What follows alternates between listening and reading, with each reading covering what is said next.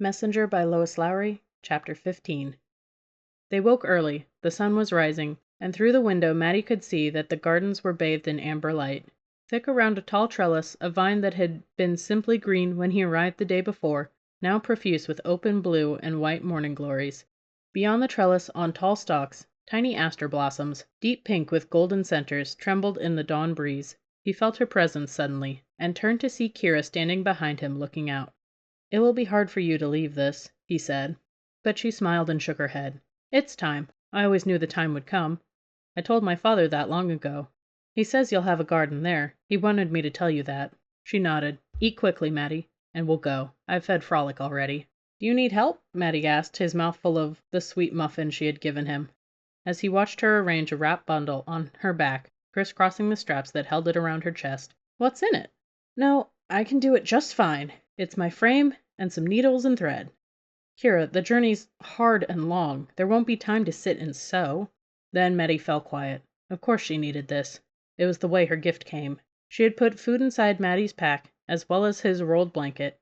It was heavier than it had been coming, for there were two of them now. But Mattie felt strong. He was almost relieved that she had not allowed him to mend her leg, for it would have weakened him badly, cost them perhaps several days as he rested from it, and sent them out less prepared and more vulnerable. He could see, too, that she was accustomed to her stick and twisted leg. A lifetime of walking in that way had made it, as she had pointed out, part of her. It was who she was. To become a fast-striding Kira with two straight legs would have been to become a different person. This was not a journey Mattie could undertake with a stranger. "Frolic, if you were a little bigger and less frisky, I would strap a pack to you," Kira said, laughing to the eager puppy, who stood beside the door with his tail churning in the air. He could tell they were leaving. He was not going to be left behind. Soon they were loaded with everything they had packed so carefully the night before. "We're ready, then," Kira announced, and Mattie nodded in agreement. From the open doorway, with Frolic already outside sniffing the earth, they looked back to the large room that had been Kira's home since she had been a young girl. She was leaving the loom, the baskets of yarn and thread, the dried herbs on the rafters, the wall hangings, the earthen mugs and plates made for her by the village potter, and a handsome wooden tray that had been a gift long ago from her friend Thomas, who had carved it with intertwined complicated designs. From hooks along the wall hung her clothes, things she had made, some of them skirts and jackets rich with embroidered and appliqued designs. Today she was wearing her simple blue dress and a heavy knitted sweater with buttons made from small flat stones. She closed the door on all of it. "Come, Frolic," Mattie called unnecessarily. The dog scampered to them and raised his leg one last time against the doorsill, saying in his way, "I have been here." Then Mattie moved toward the place where the path entered forest. Kira, leaning on her stick, followed him, and Frolic, ears up, came behind. "You know," Kira said, "I've walked the forest path between this cottage and the center of my village so many times." Then she laughed. "Well, of course you know that, Mattie. You did it with me when you were a little boy." "I did, again and again. But I have never once entered forest. There was no need, of course, and it had always seemed frightening somehow." They had barely entered, and behind them the light of the clearing still showed, and a corner of Kira's little house. But ahead, Mattie could see, the path was oddly dark. He didn't remember it being so dark. "Are you frightened now?" he asked her. "Oh no, not with you. You know forest so well." "That's true. I do." It was true, but even as he said it, Mattie felt a sense of discomfort, though he hid it from Kira.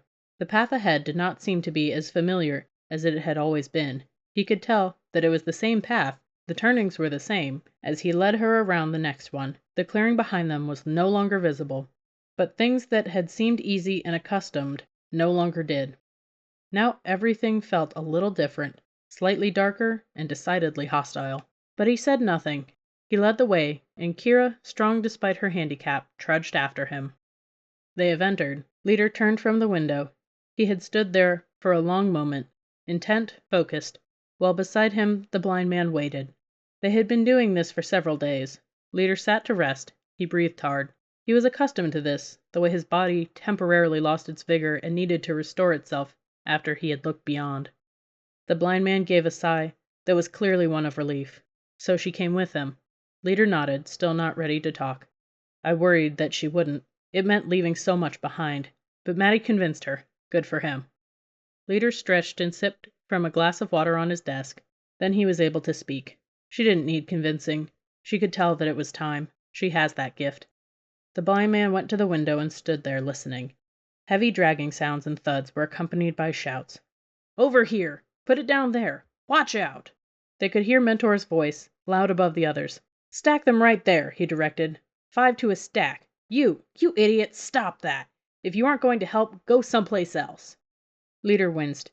It was such a short time ago that he was so patient and soft-spoken. Listen to him now. "Tell me how he looks," the blind man said. Leader went to the window and looked down at the place where they were preparing to build the wall. He found Mentor in the crowd. "His bald spot is completely gone," he said.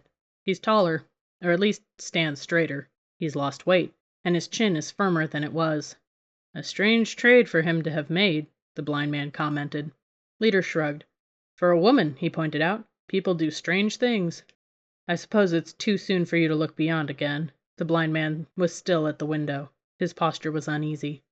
Leader smiled. "You know it is. They've only just entered. They're fine." "How much time do they have?" 10 days.